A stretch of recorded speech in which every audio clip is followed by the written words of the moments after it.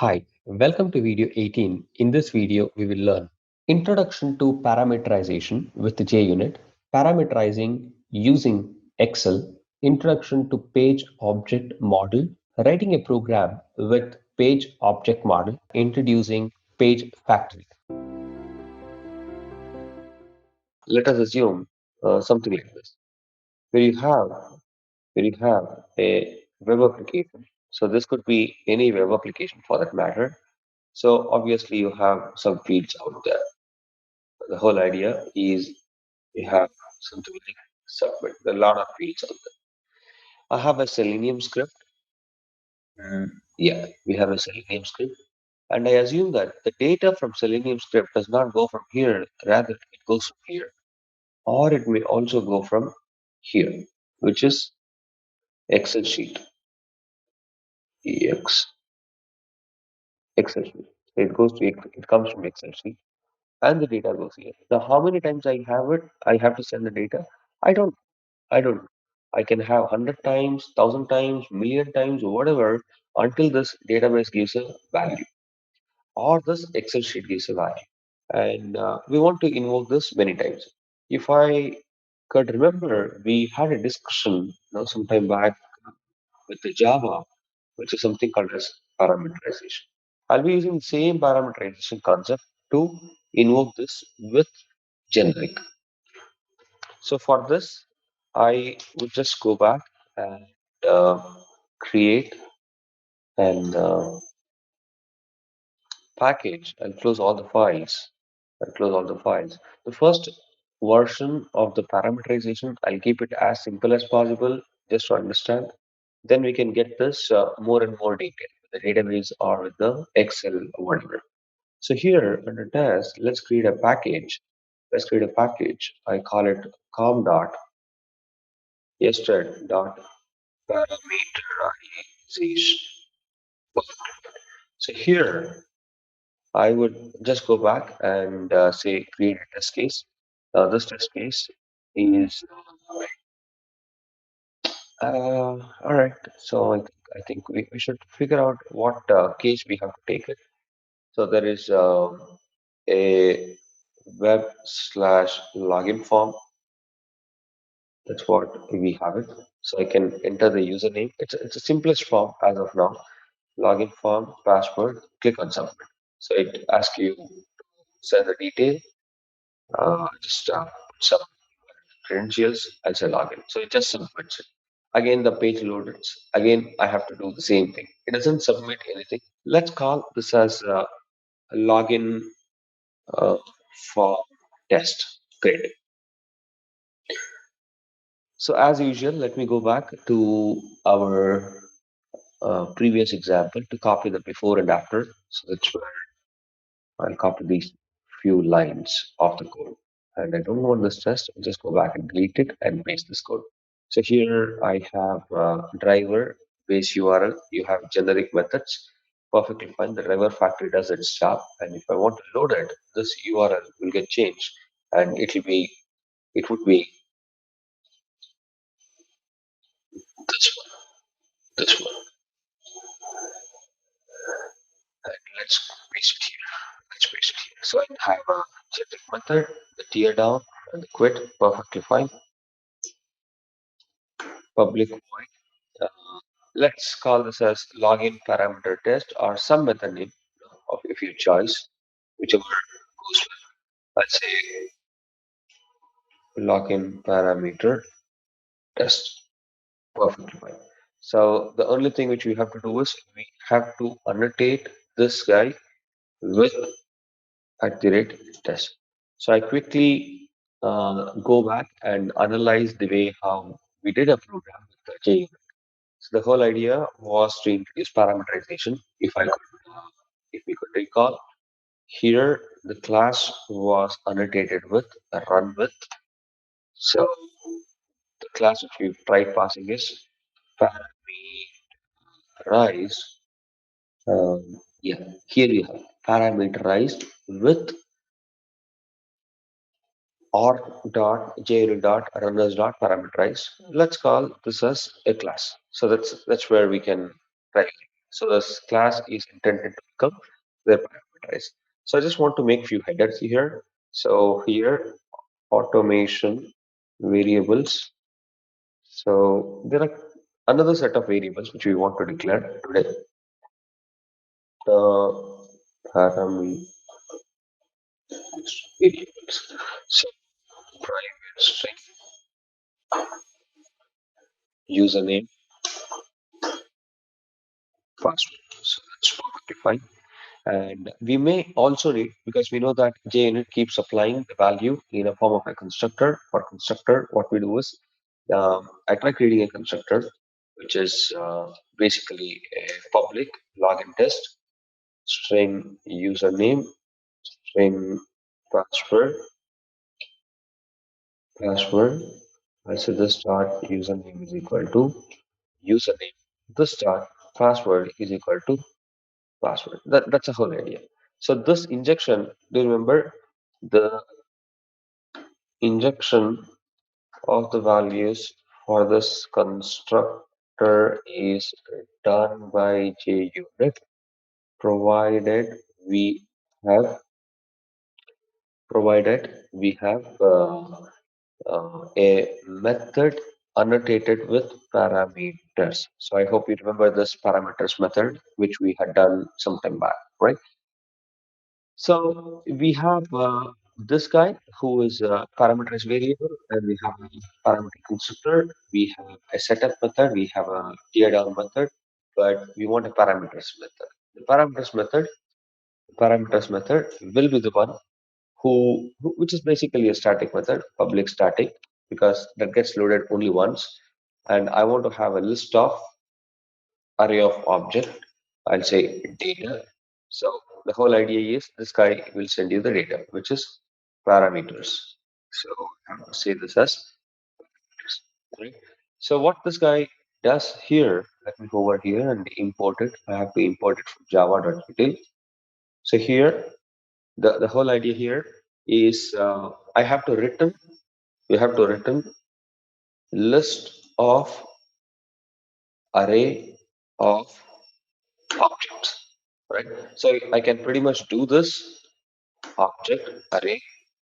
So obj1 is equal to object of whatever. You can specify something like this. Or what I can do is I can directly specify it as return arrays dot as list. I can pretty much do new string. I know we're gonna give the string value, an array of values, and list of values what I want to give it. So this is where the story goes. So let's have few names out there for sending it with the username and password. I would have Ashwini is the username, which will get injected. I'm sorry. So here. So this will be Ashwini. And let's consider password is secret at one. Right? That's my password. The next username is, let me quickly copy this a couple of times. So here, Krishna, Michael, Ravi,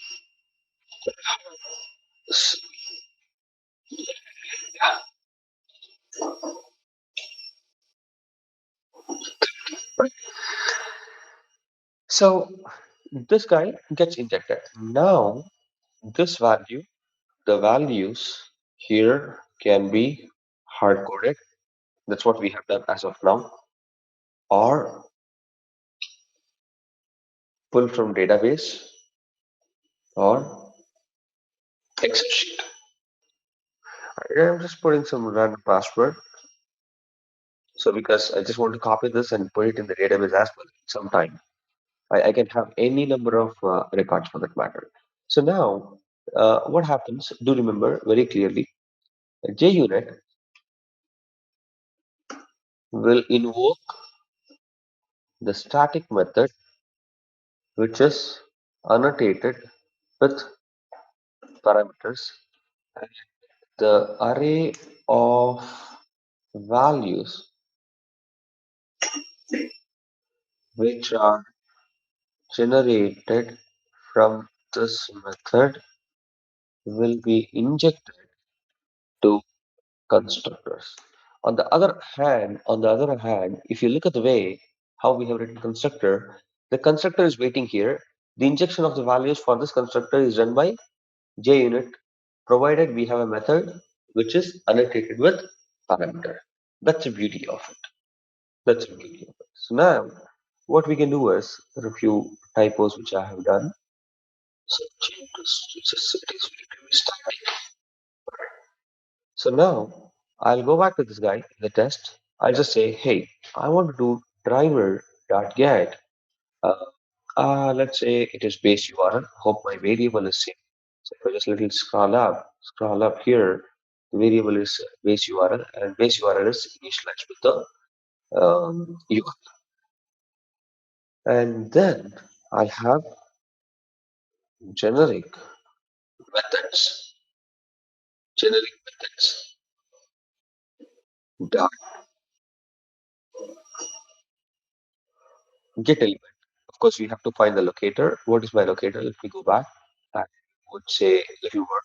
I would just inspect this element, which is its name, and by ID we have uname by ID, which is uname. Type is ID. Sorry, this is ID dot send keys.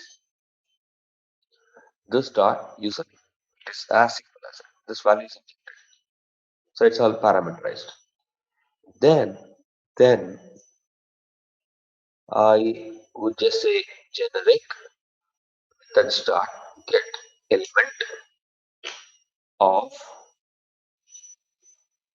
password. Password is called PWD in my case. So here PWD ID dot send keys this dot password. Perfect. So then um, let's do a little more work. Anyways, we have done enough work yesterday. Class called as screenshot. Screenshot. We just take a screenshot. So here we go, and before method here screenshot is equal to new screenshot where we have to pass the driver information, and pretty much your screenshot ready is class is ready. I just want to show you how simple it is. So just before we could hit enter, I want to capture a screenshot. I'll say uh, screenshot dot I have capture screenshot. I don't want to. Okay, so let's give the file name. The file name will be will be let's give it the name, username. Everybody should have a name of their login credentials. Finally, we'll go ahead. Finally, we will go ahead and click on this guy who is called login.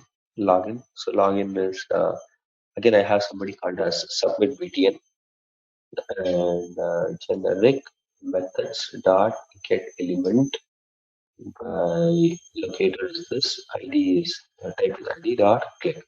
But just to play little safe, I want to keep myself dot clear. That's a good practice. And here, I copy and put this and put clear. So this should sound good, right? It's a very simple test case as of now. I'll right click, run as a JUnit, as a JUnit. So there are like six test cases. It should start working. So the first test case. So this is our second test case.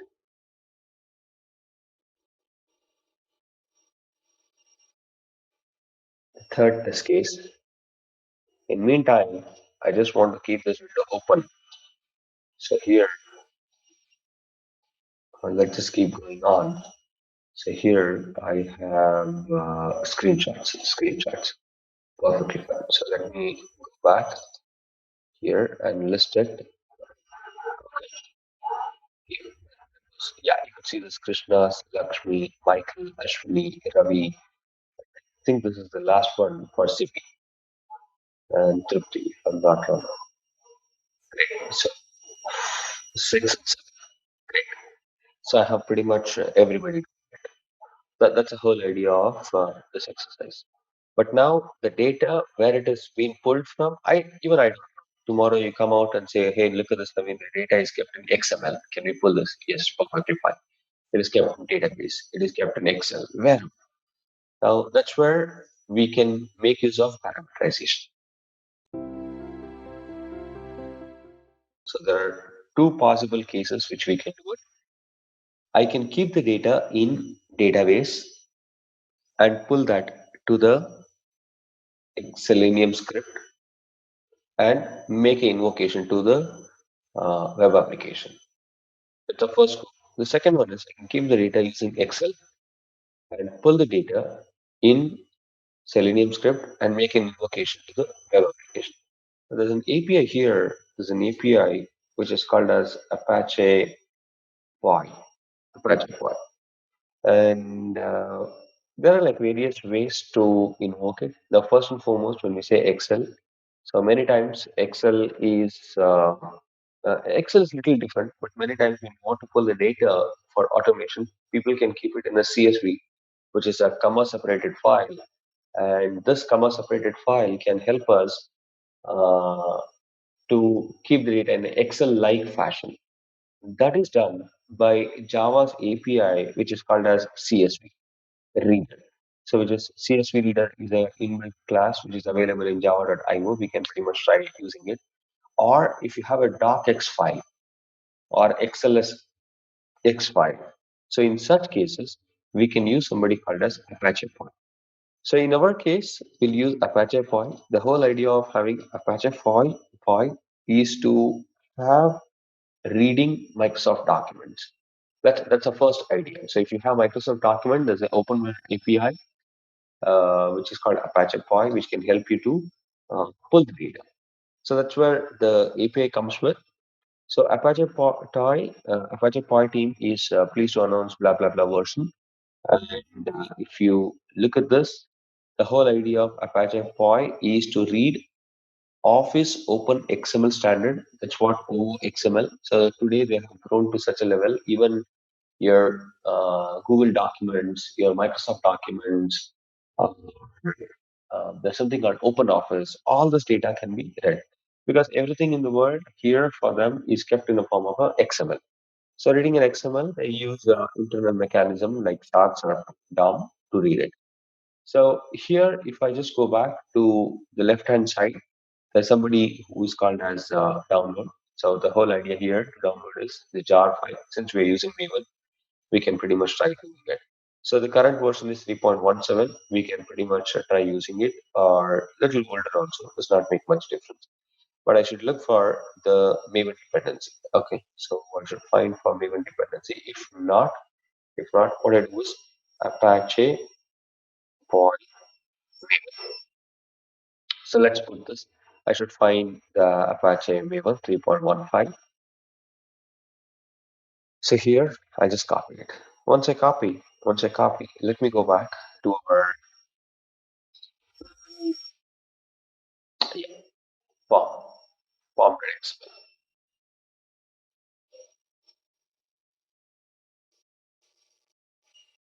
So this POM.xml shall have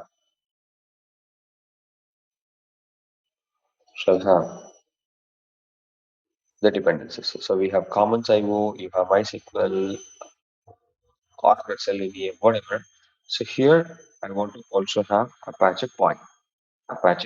So that's the current version.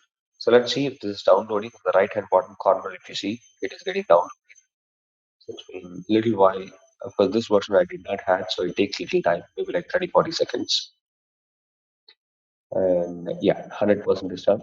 So let's go back to Maven dependencies and check if Apache Py is kept somewhere. Yeah, here if you look at last but one option, you have Py 3.15.jar. So this is what we are looking for. So I want to have the first example, which is kept in SRC, just to keep the data and pull that. So Under SRC, I will create a new package. The package name, let's call it com.sdet dot something like hmm, read Excel. Any name is good, read Excel. So there's a program which I have written and kept it last night. I'll copy this, uh, keep it here, and just explain. So let's do Control Shift O, import it. I think that should. Right. So here,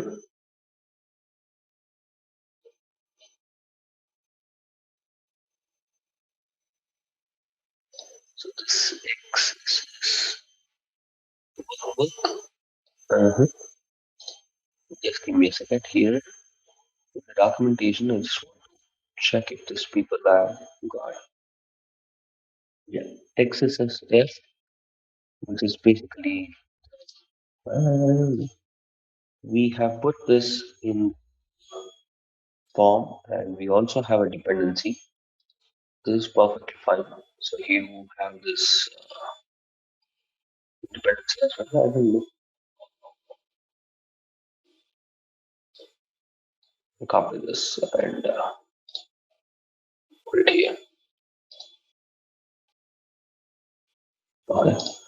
So this jar is not there. Let me just go back, check jar or Maven. I can just get the Maven. Here I should find. So here I'll copy this guy, go back and put one more dependency in the form.xml. So anyways, I'll give you this file. So there's another guy is required.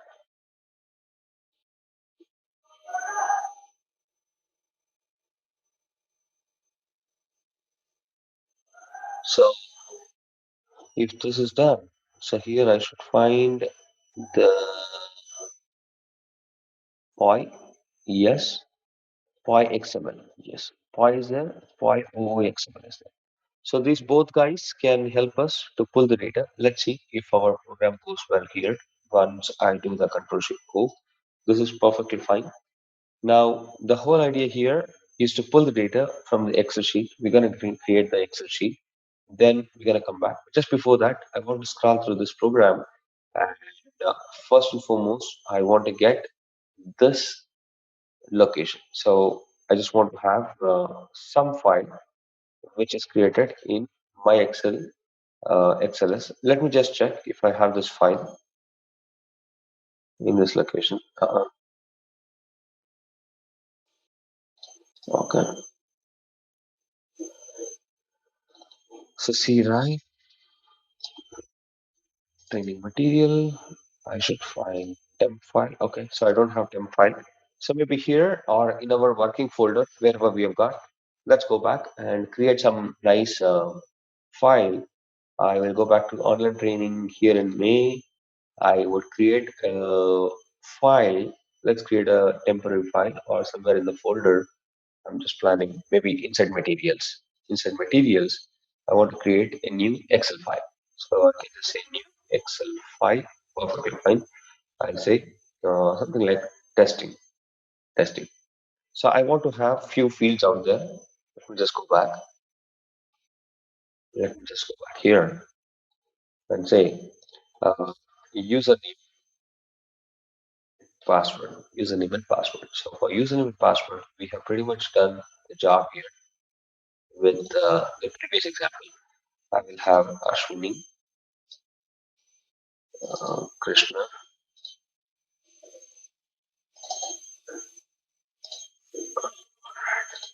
Krishna here. Just give me a minute. I'm just pulling the data.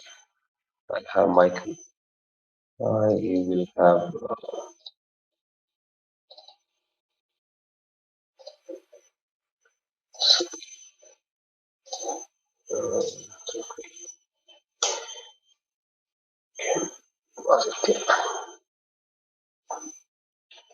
so I will just generate some random text. So something like secret or whatever. So just copy this and put it here. That's perfectly fine. Let's save it. So our data is pretty much ready, right? So likewise, we can go ahead, try putting the data, whatever scale. So let's close this file and check if I can pull the data and give it to the user. So here, yeah, this is where the file is. I want to copy this path. This is where the path is kept. So it's called sample.xlsx in my Eclipse in PyRead Excel. I can keep this path. This is backslash because backslash becomes a escape sequence. We use backslash. The file is called as testing.xlsx. Perfectly fine.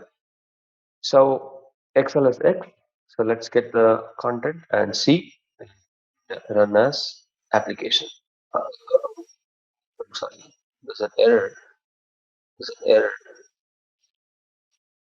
Invalid escape sequence character. Okay, so I think there it needs one more backslash here. Or the good idea is you can use forward slash. Anything is fine. So run as Java application. Just to test if the data comes. We'll just have a look at the application sometime. Okay.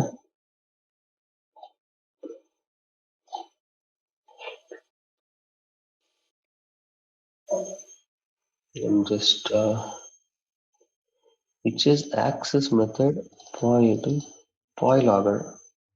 So here in POM, I had this jar. These are the py dependencies. Let me use the same dependencies just to avoid the APIs might have changed now in the POM, in the POM, in the POM here.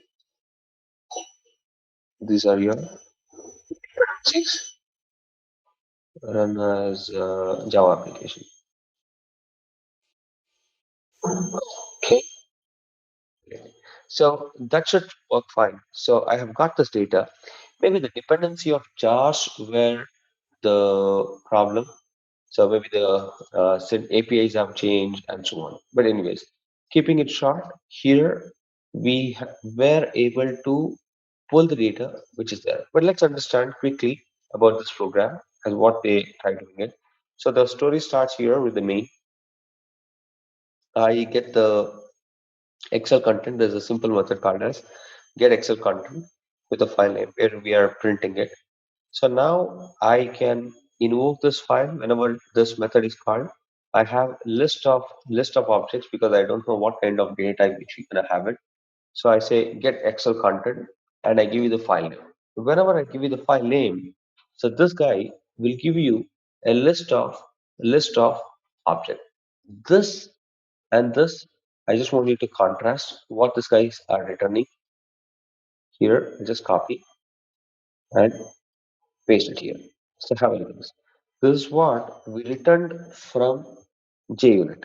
So in JUnit, the parameters method, what they did is I have a list of array of objects. Can I assume this list of list of object? Are this both same? The only thing is instead of array of object, I have used list of objects for a simple reason to keep this expanded and shrink. I'm trying to have a list of objects. So if we can go back and put it pictorially here, list of object. That's what object. So that's what gonna return. So first thing which I am concentrating is this. So I want a list of objects. So I want a list of objects. For this, I can have I can have a list of objects. So where is this coming from? Imagine yourself there is an Excel sheet. The Excel sheet, I have a value which is called as A, B, C, D, E, F, G, H, E, F, G, H, I, J, K, L. So that's my Excel sheet. Now what I got to do is, first and foremost, I have to take this row entry. I don't even know how many columns are there. So for this first row, how many columns are there? One, two, three, four. I don't even know how many columns are there. If you have decided, hey Naveen, look at this, we'll have a fixed number of columns like five, four, and all, you can pretty much take this out and make this as array, like list of array, object of array. My idea here was not to make it fixed, rather to make it dynamic. So, in order to store this, I need a list. So, as of now, this value, the way how it gets stored, is something like this. The A will go here, the A will go here, probably the A will go here, B would go here, C would go here, D would go. That's the first list. What will be there in the second list? What will be there in the second list? So, if I just go back here, for this guy, I can just copy this and keep it here. The same story would have happened. The same story would have happened. So it is A, B, C, and D. So here we would have got the value elements, somebody like E would come and store here, F would come and store here, G will store here, and H will store here. So hope this is okay. So you keep getting list of values. Now, how many values you will have it or how many rows you will have it, even that I don't.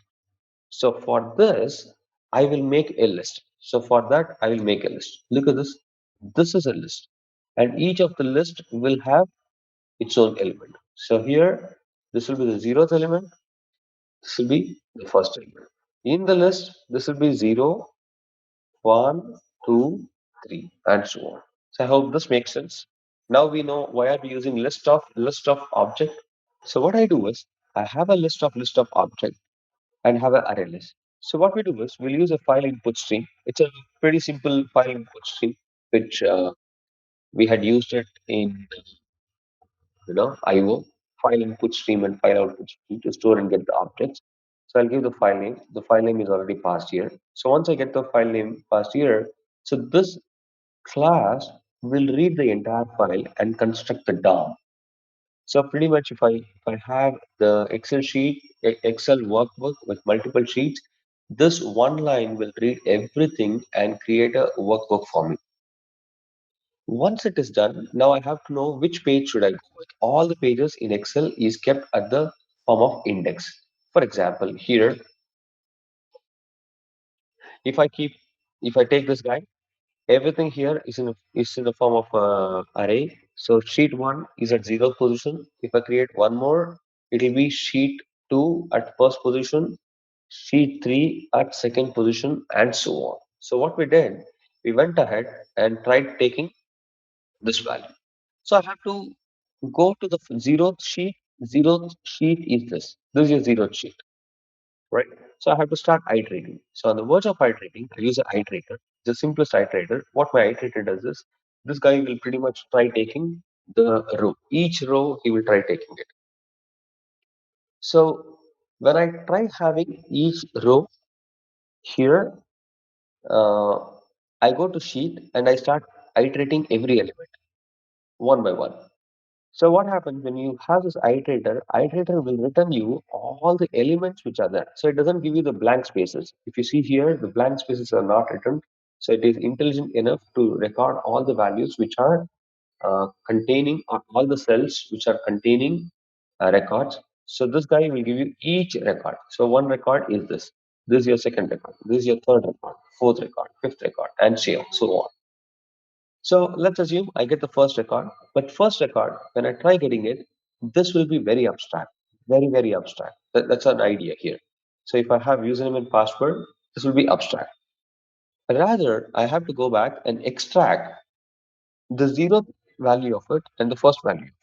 In order to do this, I keep getting the row iterator. So the row iterator will give you something like this. This is the first iterator, this is the second iterator, and if I have some other value, this will be third. If I have some other value, this will be fourth, and so on. Each of this is an iterator. So now I go back to iterator, I keep getting the next element, and in each row I have cell. So I get the cell iterator. So once I get the cell iterator, I'm just creating a temporary list. So this temporary list is this list, each of this box. So I'm trying to refer to each of this box. This is one temporary list for me.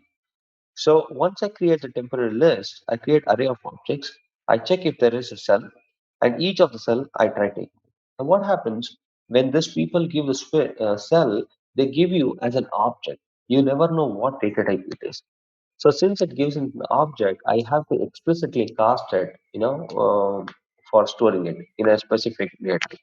So for that, I have a template, and for whatever reason, I have created it as object. I have not specified anywhere like string, int, double, float, anywhere in the entire application. When I have a list of objects, I can pretty much try storing anything and everything in the world. That's an idea. So here, this guy I'll check if it is numeric, if it is string, and so on. There are a lot of other things which can be possibly done. I can say cell dot.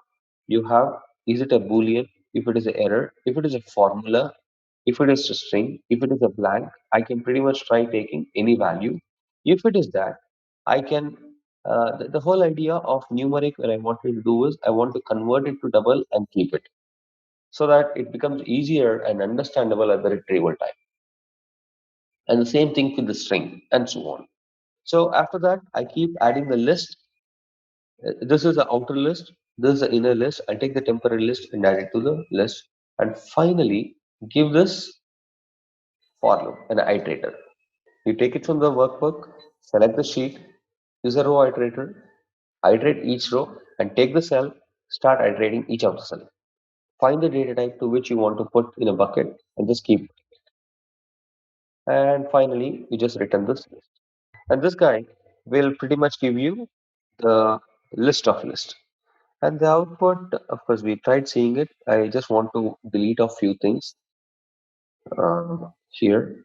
Yeah, this is where the output is. So we don't want an object completely. Rather, we want to have each element. I want Ashwini and I want secret, Lakshmi and secret, Krishna and secret, and so on. So for this, we pretty much go back to Excel and try walking around. Okay. So I also keep, as of now, the file the same file, but I don't want this header line because it doesn't make any sense for me. I just go back and delete this. Perfectly fine. This is good. I would have this program. It's already kept. So this program is kept in read Excel. Is perfectly fine. Then I should look for test. In the test, you have parameterization. So here in parameterization, I'll copy the same file, Control C, Control V on top of this. Here I'll say login form Excel test. So here I'll close all, go to Excel test, go to Excel test. Here I'll also declare another variable, which is with the class which we have just got, which is called Apache point XLZ. This is Apache point XLZ Excel read, perfectly fine. So let's see what this guy has to do with. There's no parameter constructor. I can pretty much go with the default constructor. So here I go back to before or before on, anywhere it is good. So here I'll say Excel read is equal to new Apache point Excel read. So this object is pretty much ready. And here we have this return array of all those things. I just delete it. I just say return. And I also had to give one more variable. There's a string variable involved. So the string variable is file path. So the file path which I want to give is here. I say file path is equal to here. Yeah, we have kept it in desktop. So if we could recall, we try take let me do properties. Let me look at the properties. Go back here and import this guy. So it's going to use forward slash So this is called as testing.xlsx. Perfect. So we give the file path. It is pretty much there. So now I have to invoke this method. The method name is called getExcelContent, which returns me list of objects. So here I would go back. Here I'll say Excel. Okay. So what is that variable name called as Excel read? Okay, this is in static. So I'm sorry, this is in static. So we can pretty much do this with one more annotation, a new annotation. Um, since this file has to be read only one, I just go back and say this is static. That's the first thing. I don't have to do this in setup, but I want to introduce a new method which is called as public void setup before class, and this statement public static SDET static. This is where you have perfectly fine, and I'll say at the end before before class. Perfectly fine. So here I'll have this variable which is file path is equal to the path which we have got. Okay, so that is deleted. Let's see. Okay, so file path is this path. I'll come then go back here. Let's say forward slash. Sorry, forward slash. And here instead after desktop this XL, yes, X, perfectly fine. So this is your XLSX. Uh, this seems to be good. Now let us see if we can inject it to this guy. So who is Excel read? Uh-huh. Why is this? Why is this? This is static file path. File path is this perfectly fine. One more thing. This Excel, we're actually using this Excel as an object. So if you see here, Excel read, but unfortunately it has been kept in setup. But what I can do is I can still pull this guy and put it here. I'm sorry, this is not setup. This is Excel read. Excel read. I want to make this guy as well static. Static. Static. Perfect. So this variable has become static. You have to have this guy. I think we have done initialization. This is perfectly fine. This is just one. There's a small error. Here, Excel dot get Excel content of the file. What is the variable of the file name which we have got, which is called file path. File path. Perfectly fine. So this guy will have little problem because the return type here, the return type what we are giving is list of list of that's what we are giving it. So we can go back and change it because if you want, you can hover it and do it right here. Perfectly fine. So this will become list of object, and things seems to be perfectly fine, good as of now. This gets this should be injected to the constructor every time the invocation is made. All right. So if this is done, let's see if we can invoke. So what changes we have it? I don't think there should be any change. There should be any change. Let's see if we can execute this.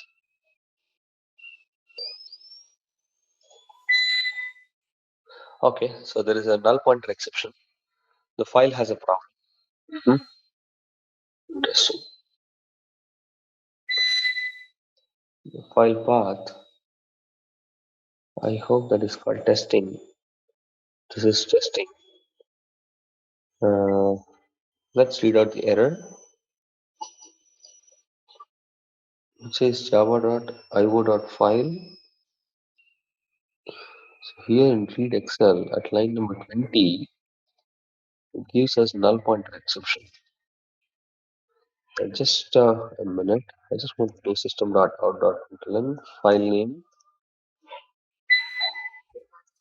card is file name. So let's see this. Go back to this guy, and I think we have pretty much did some good job.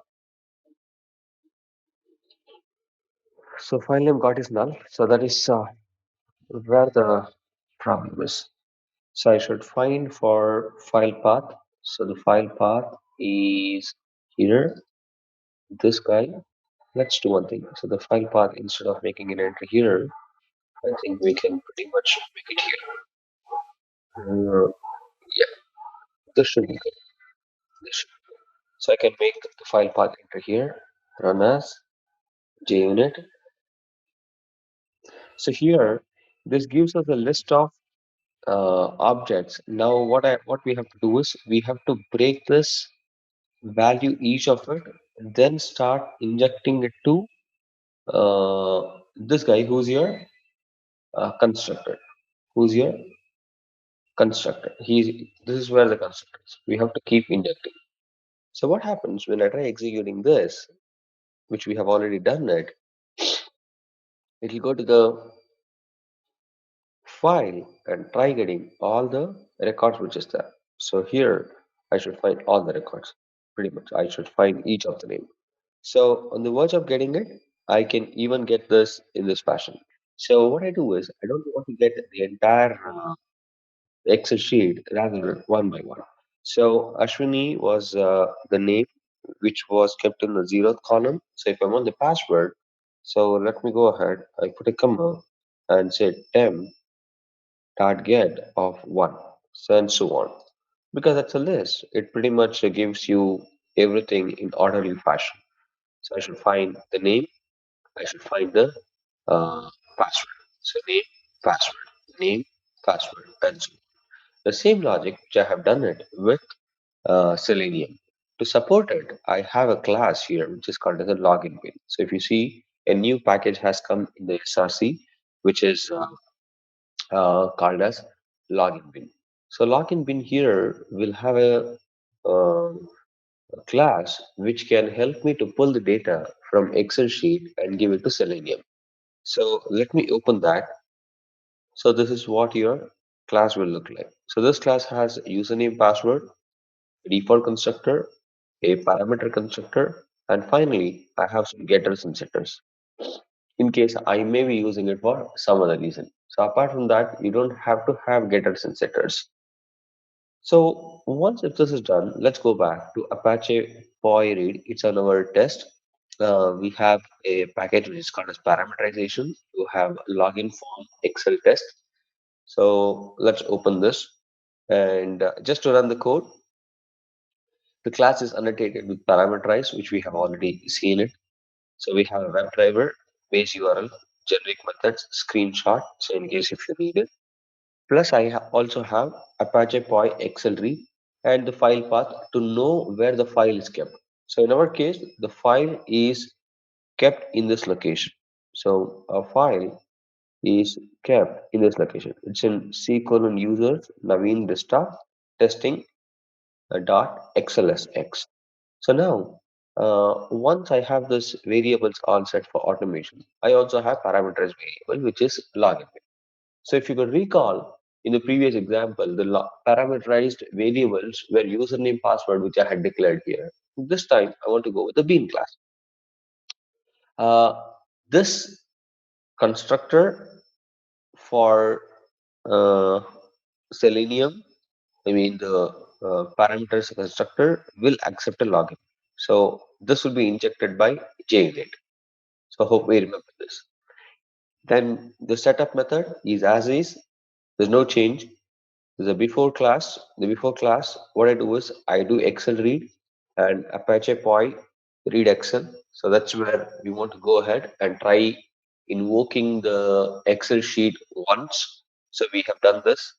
The tear down method, which we do it with a thread.sleep, nothing much. Then I'll have a list of login bean. Let me create an array list of it. Then I specify the file path.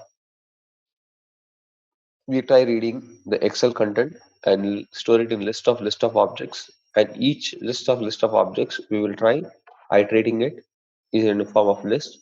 Each variable is kept in the temporary variable, which is list of objects. Then I created login bean temporarily. Every time I get temp of 0, convert it to two string, and store it in a login list. Finally, return your login list. So this way, now this is the whole change which I have done. This way, what happens? We can pretty much keep the list of objects in the uh, list of login. So if you see the login parameter test, we get the generic method, get the element, username and ID, clear, send keys of this. So send key of login bean, get username, let's clear, login bean dot get password, and finally want to click on the uh, submit button. So once after this, let's have a look at one more example, pretty important. Now what happens for a course of time, we have built so many test cases, right? When it comes to Selenium, we built so many test cases. The idea here is the complexity to be refracted from the uh, Selenium script to somewhere else, so that whenever we have a look at the Selenium script, the script should be as simple as possible. That's the whole idea of having our Selenium. We don't want to have, because Selenium code is something which we do it day in and day out for our developers or testers. That's the whole idea of having automation testing. But we don't want to keep uh, this data or the Selenium script to be complicated.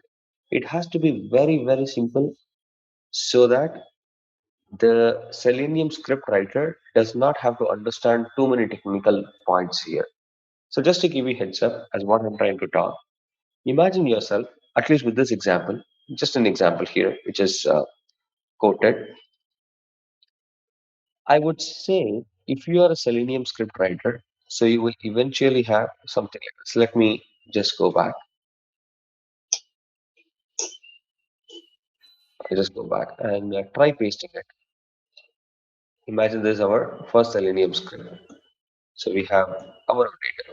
Of course, there's some data which is we don't want to capture it. This is perfectly fine. So here I just want. Okay, good. This is your first Selenium script. Let's assume this. This is your first Selenium script. Likewise, I can also have another Selenium script. So which is, let's consider somebody like action class.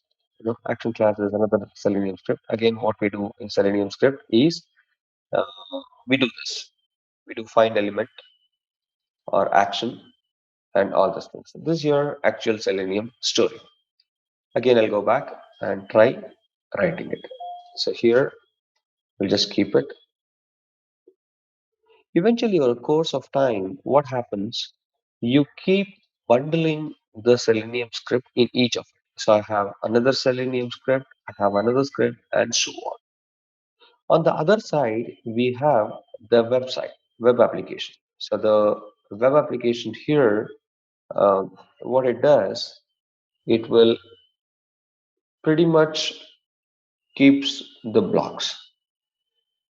This guy, who is the first Selenium script, will go here and hit try taking the value and do it. Perfectly fine, no problem. This does. You get an acknowledgement. Perfectly fine, no problem. Imagine there is a case, something like this. Very similar to this test case, at least for our parameterization. I assume that there are over 500 test cases with some changes, no cosmetic changes. So eventually, this test case, when you're trying to write, you have to recall who's this unique. So there might be a possibility. And what is this ID? What is this ID? So eventually, over the course of time, what will happen? This guy name is uname, perfectly fine. But if this change to be uname one, then if you have 500 test cases, all the places uname has to be changed to uname one. This has to be done. But if I try doing this, and how many places we have to change is huge. We have to change somewhere here on this test case, on this test case, on this test case, and so on. We run up like so much rewriting of a code. Rather, in fact, there are two models which is present. Of course, one comes from the developer community. That's what we're going to see it on the first go. The next comes from the Selenium itself. Over a course of time, the developer community became so strong in Selenium that they made this part of their core engineering team, right? So what I'm trying to say, if you have a script from today onwards, do not think about passing your IDs. You don't have to think about passing the uname and all those things. Get rid of this. If you have all the story, please get rid of this. You have literally nothing here. Rather, what happens? All these links or all this username, password, whatever you have got, this story is kept in another page. Now, this page is called as POM. This guy is called as a POM. Now, when it's a POM, obviously it is used in multiple technologies with different conventions. POM for Maven, it is called as Project Object Model. POM for Selenium, it is called as Page Object Model. So that's where the difference is. Here, the whole idea is to make POM as a page object model. So for me, I'll consider when you load this web application, we will refer to one page at a time. We'll refer to one page at a time. So can I make this page as one object and inject it here? And with the username or with the locator, with the type, whatever you have got, everything will be kept here. And this guy eventually will be one point in contact for these people. So what happens? Anybody who wants to send the value, they don't even send the ID or locator or whatever. The locators are all kept in POM. If I want, just imagine yourself, if you want to send the username, I say, hey POM, send username of hi. That's it. If I want one more pass, if I want to send password, I say POM, send password as Peter. Imagine something like this. Your test case from here afterwards will look only like this, only and only like this. This guy says, hey, POM, I want you to send the username. So, what your POM does is the POM is basically an object here. The POM has a class, send username. So, there is a method here which is written somewhere. We're going to make this in some time. No? I want to send the username. This username will take only one parameter, which is called as a string parameter of the value what you want to set. Because value is something every test case will change it. But where is your ID? In your Selenium script, we don't have an ID or your name, XPath, class, blah blah blah, or whatever. Plus, you don't even know what locator it is.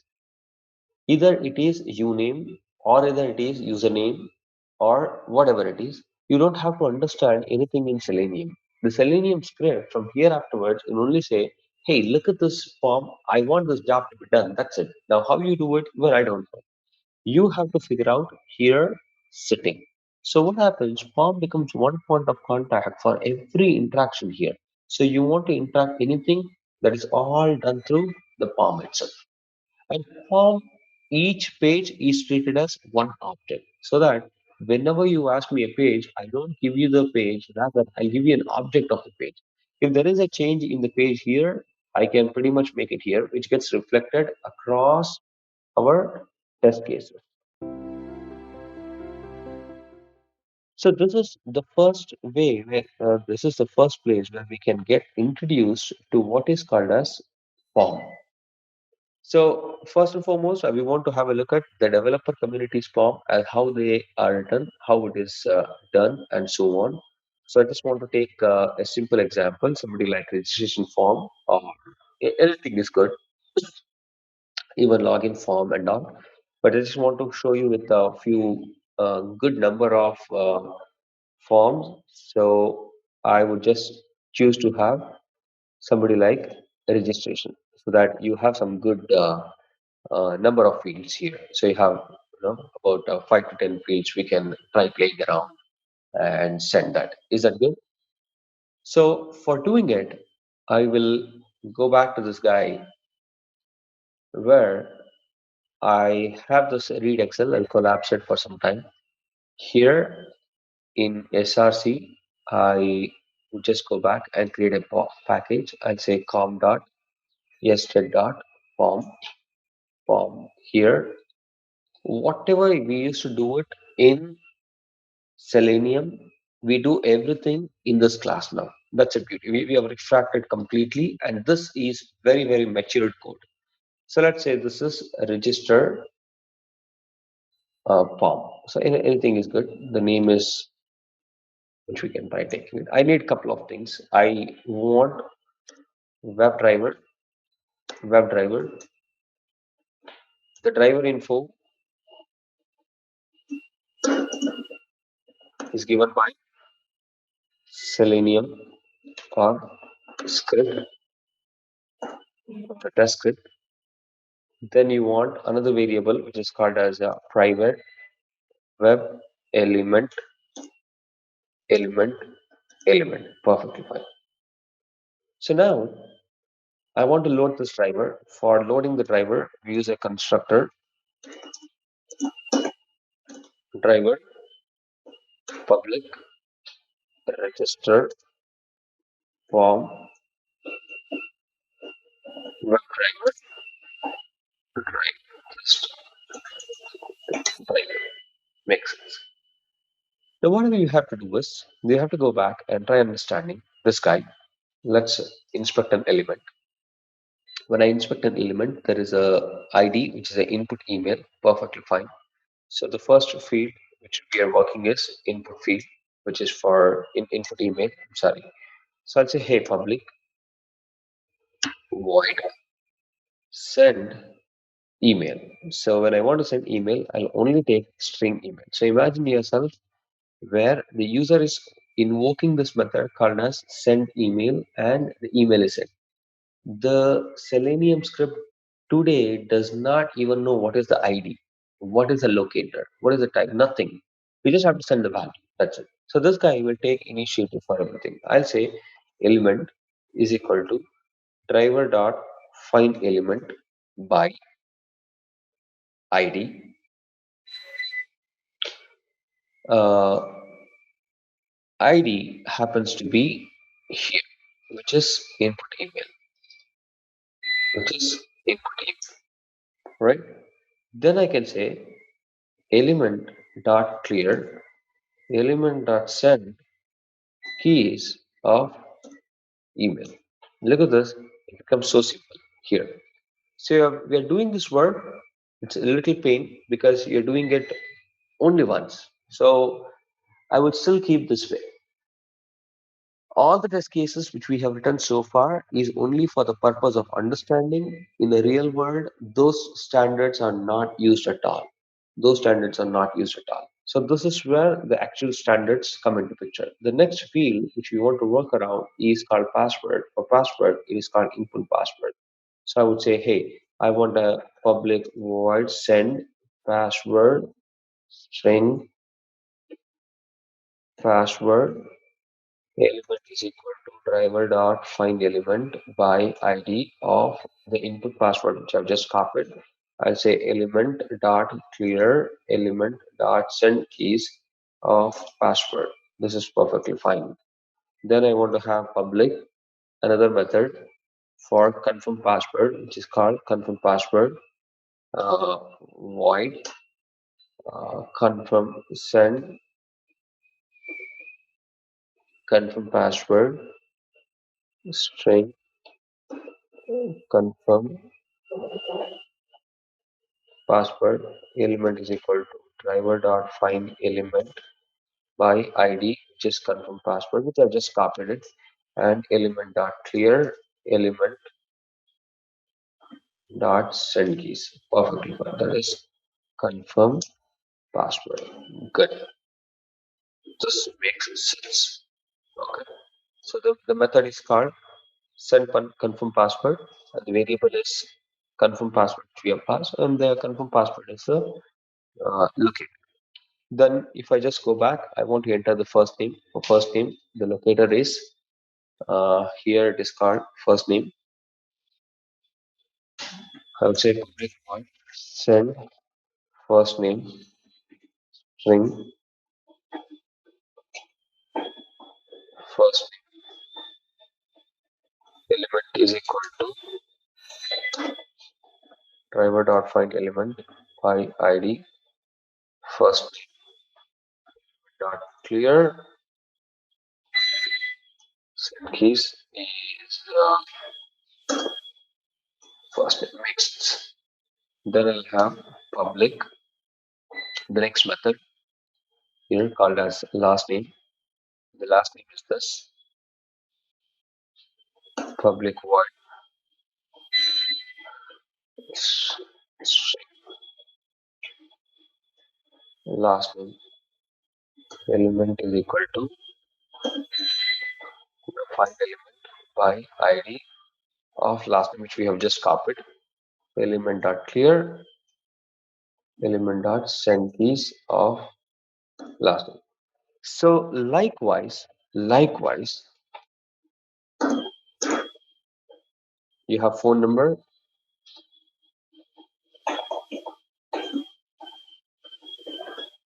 We have to do this. I just create a placeholders and limit. So here, click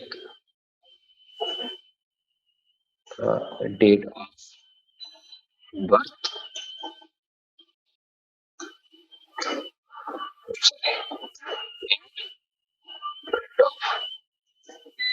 birth. Okay, fine. That's a first method. So I want to click because I don't have to enter. I have to click here. The month of birth. So here,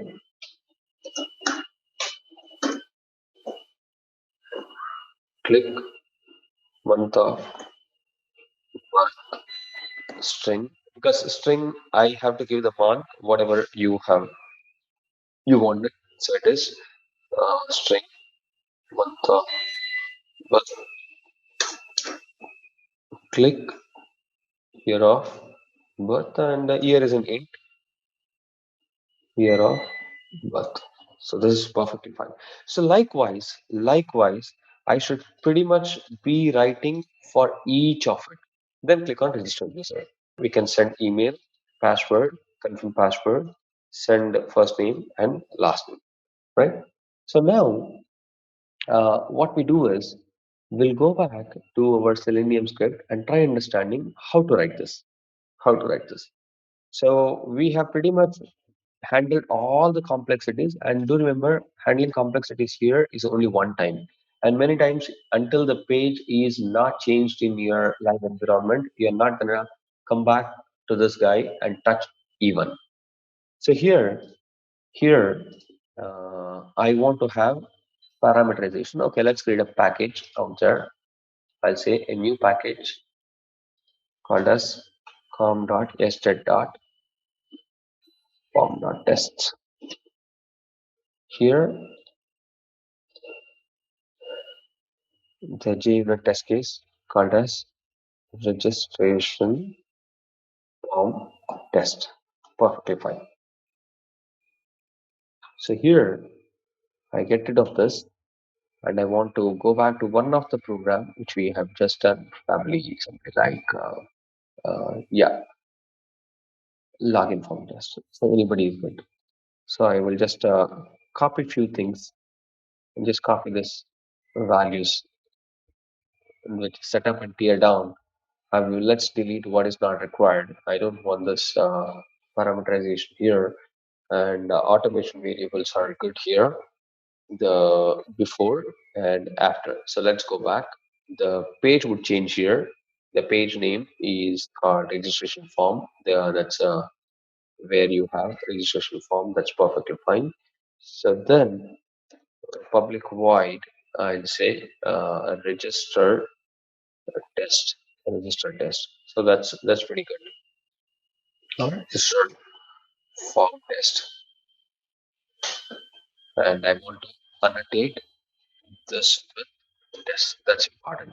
So now the first thing is driver.get, which is base URL. This sounds good. Once if this is done, once if this is done, um, the next step is I want this POM. The POM is called register POM. The first thing is we got to declare a variable which is called as register POM, register POM, or you can say rpom, whatever. Uh, Here I'll say rpom is equal to new registration POM of driver. Of course, driver is called driver in our case. That's pretty easy to understand. So here I'll say, hey, look at this register POM. The first thing is what I have to do. The first thing is I have to send email. I have to send email. Now, do I have a method which is called as send email? Answer is yes. Let's see what email I want to send it. Let's say somebody like Harry at yahoo.com, right? I say rpom dot send. The next field is password, secret at 1 2 3, rpom dot send, confirm password.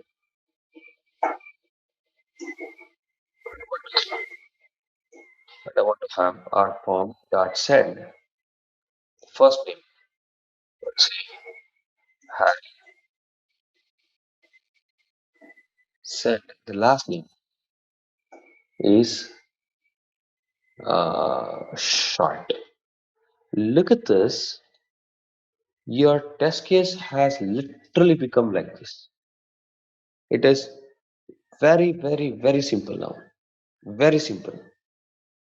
Trust me, it has no complications. It's very easy to read it. Tomorrow, if you are getting into your environment or if you have somebody new joining in your project, the whole idea here is to understand only this code. We just say, hey, look at this. You use this POM object, invoke a method called as an email that will call Harry at yahoo.com. That's it. You don't have to really bother about uh, how this works. That is where we started narrating our story. You just have to say send username Harry. That's it. How this works, we don't have to understand at all. It is very, very clear for any Selenium script executor for this to understand. Run as JUnit, see if things go well.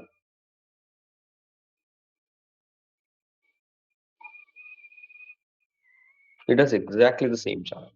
Perfectly fine. It did the same job as what it was expected.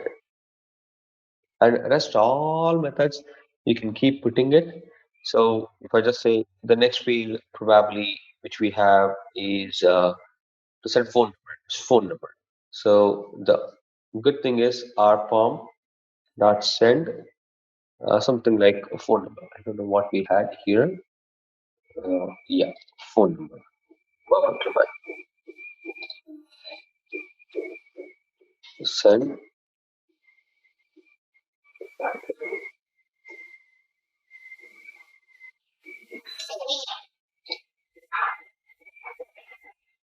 So I have like public void. This is the method which is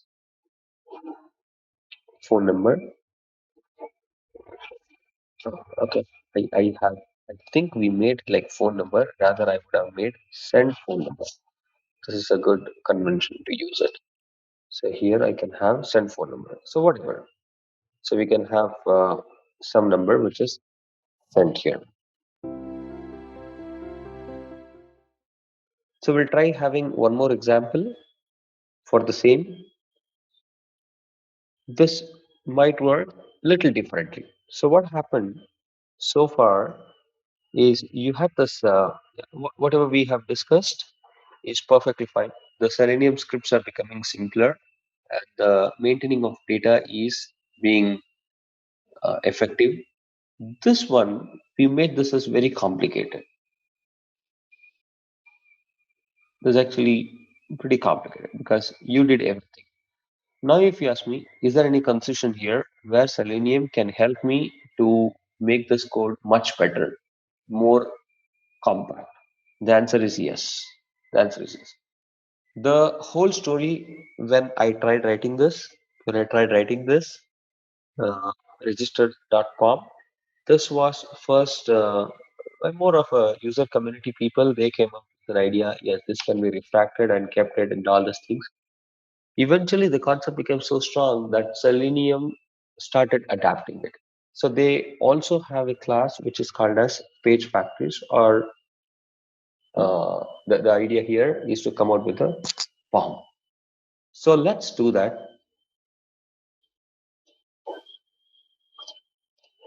I would create another class here. Register POM is there. I just want to create a new class which is called as register POM 1. So I just call it 1. Here, let's have few variable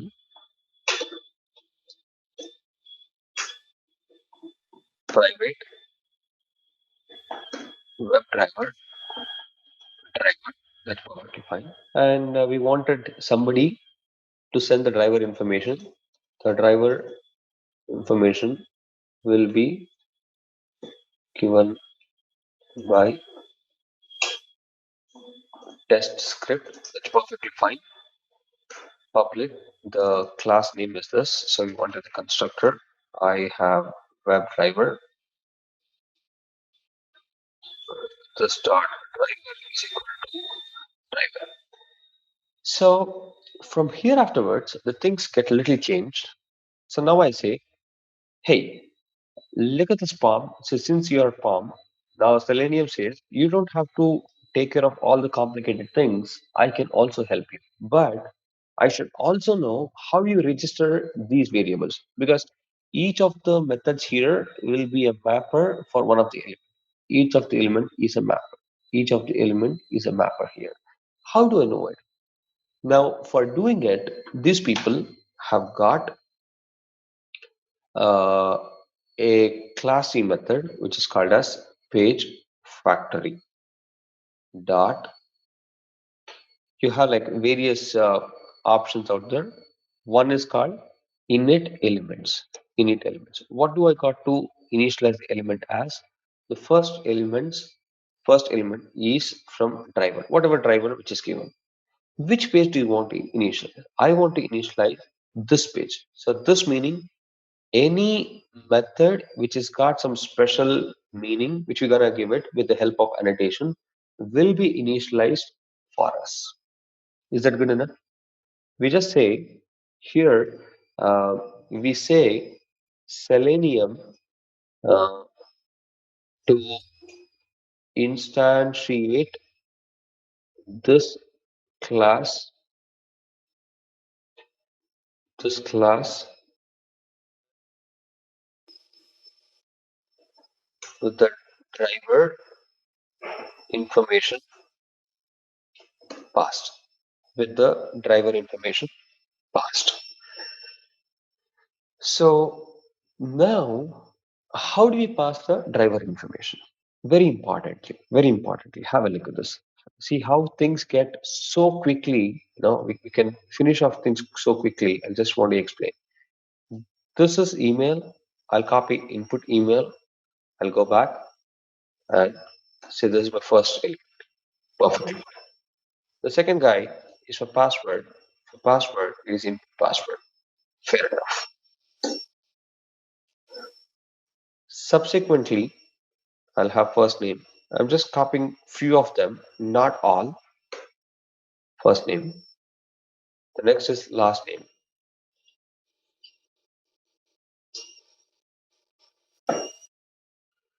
and so on. You have phone number, whatever. And down the line, I also have this button, register user. Here, I don't think we have ID. Let's right click, copy the XPath, and I put it here. This is for registration. Is it good?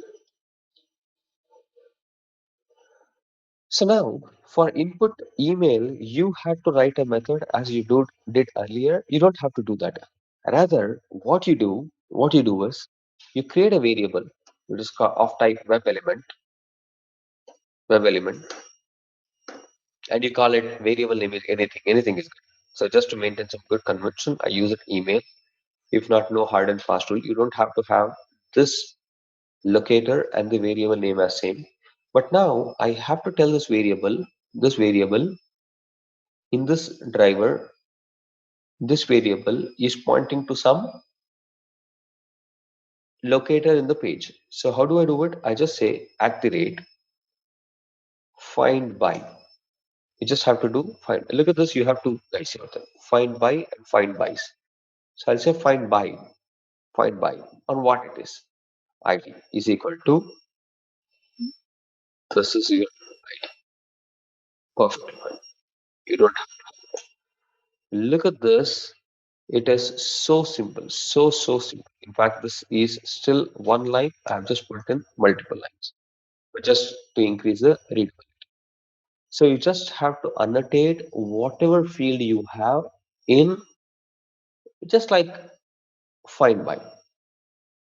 So likewise, if you want it for password, input password. So what I do is I'll go back private web element input password at the rate find by id is equal to what is my id? Sorry, this. Next comes first name. I'm just quickly creating it. Private web element first name at the rate find by id is first name, right? Then comes the last name, private web element last name find by id is equal to which is your last name. The next guy is private web element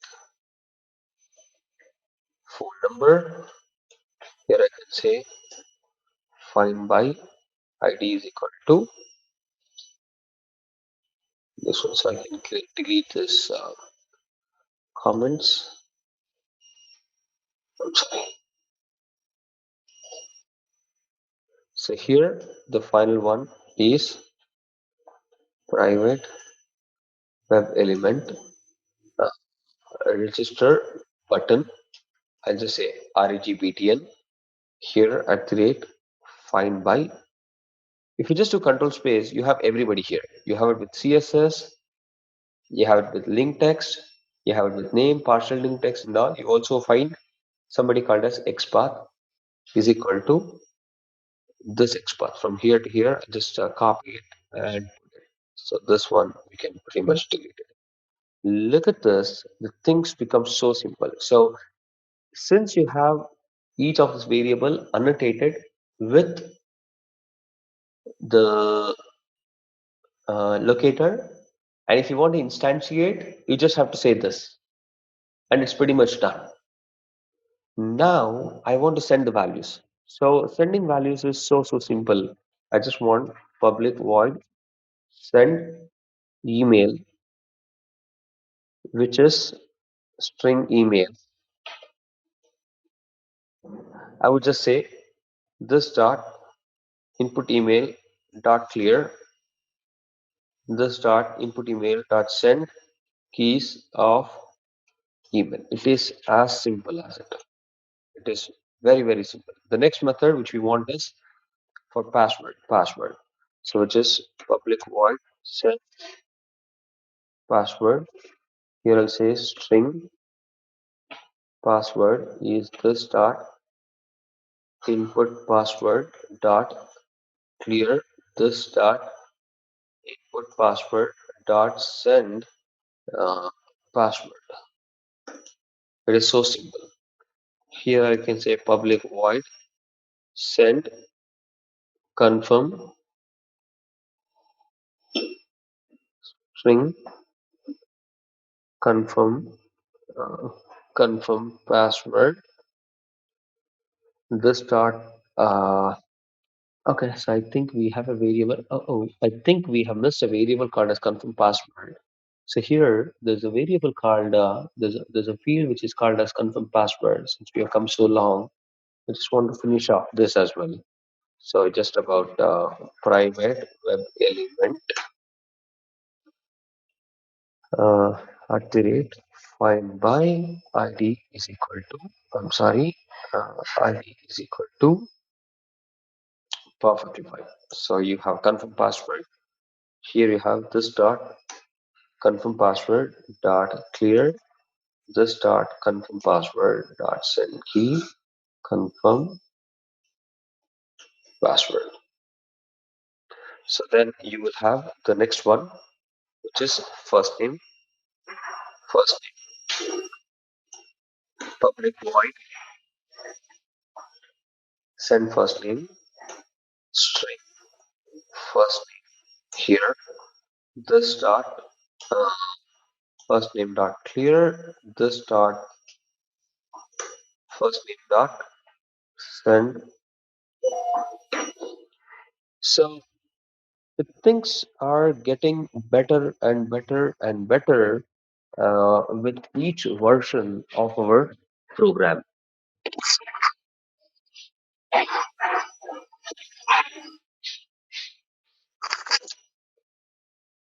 I hope that should be pretty clear, right?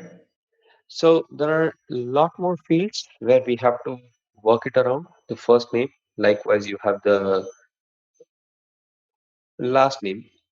I'll just copy this. I put here,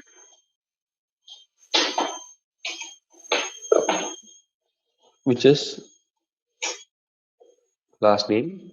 Then just copy this and send this name. All right. So this will be the the last name. Perfectly fine. Good enough. This last name. The next element would be the phone number. Phone number. So which is this phone number. I'll say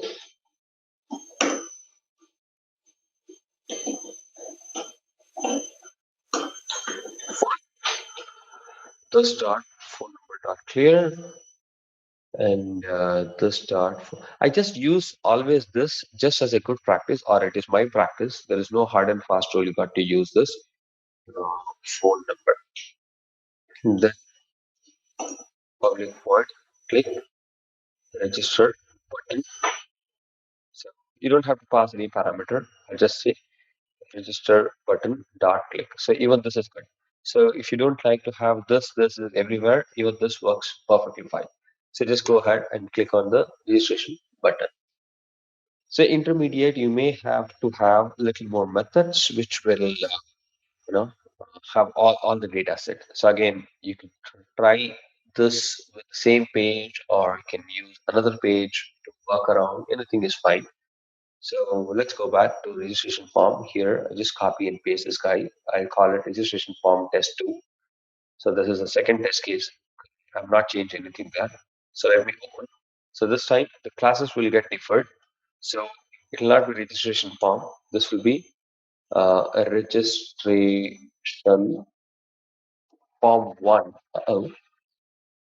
Registration form register. Oh, okay. This is register. Register form 1. Register form. Right. So should be good. Good. We can make this uppercase perfectly. So this guy will not be here. Instead, this will come. I have a registration form is like a new register. form 1 and the driver information is perfectly fine. So the page is still the register form. We have a tear down method. We have a setup. So I got to get rid of this. And I'll say here register form dot send email. I'll say harry@gmail.com. Register form dot send. Okay, that's gonna be first name. Sorry, first name, which is Harry. Register form dot send. Last name, I'll say short. Register form dot send.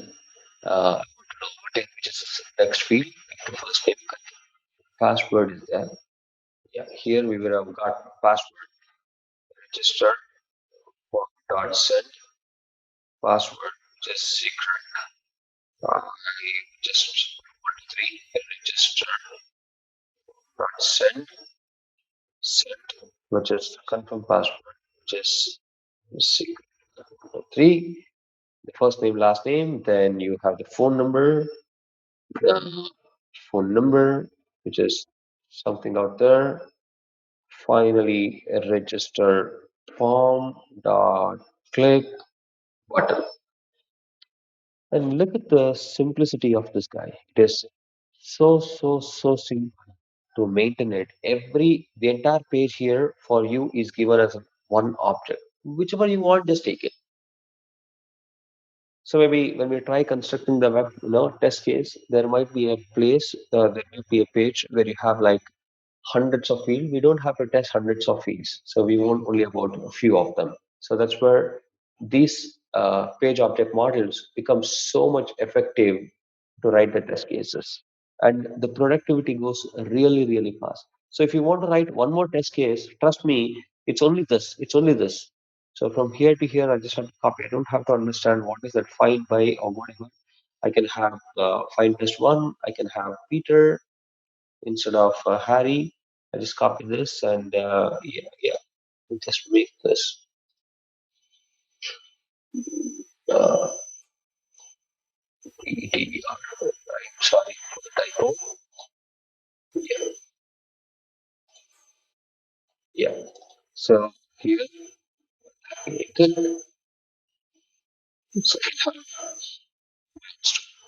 is so simple. All your test cases become easy to understand. Let's see if this goes well. And right click, run as JUnit. I should have two test cases executed. One is for Harry, one is for Peter.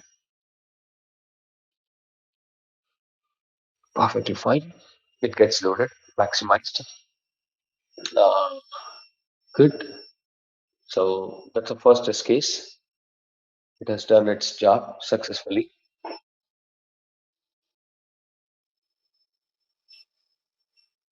Perfectly well. Then the Harry comes. Very good. And your test cases are executed, and it looks the same way.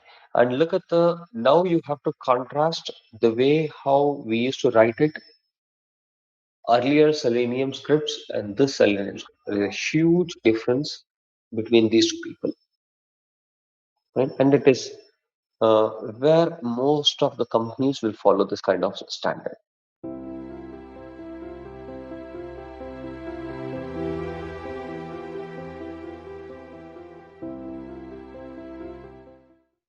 Thank you for watching. See you in the next video.